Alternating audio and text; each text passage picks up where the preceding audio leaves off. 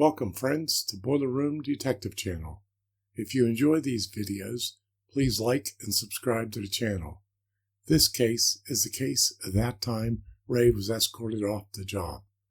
I wanted to let you also know my latest book, Lessons Learned Troubleshooting Steam Heating, has just been published and available on Amazon.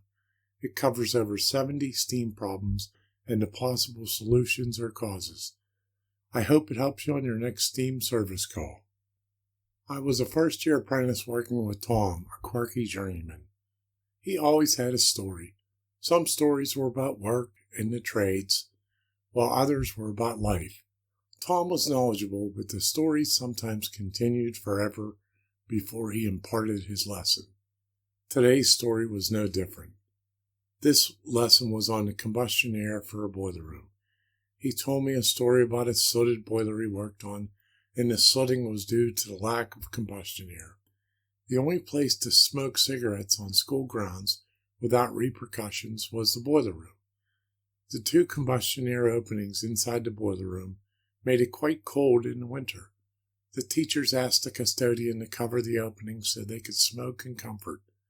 The custodian covered the openings with plywood, which was why the boiler sooted.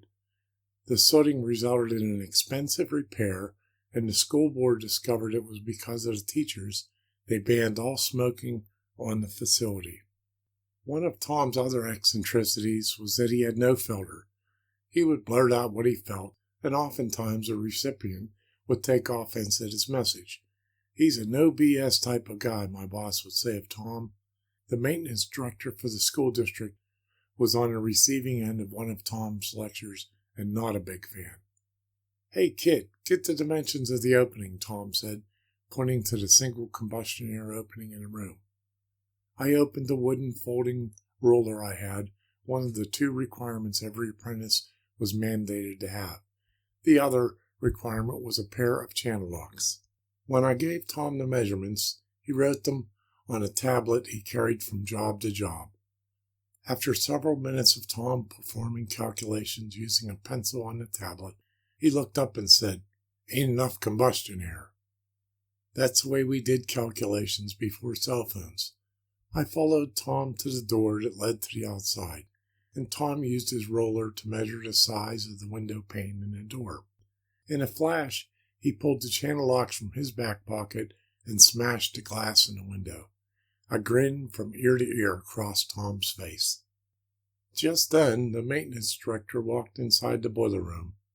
After seeing what Tom did, an expletive-filled rant followed, which essentially asked, "Tom, what are you doing?"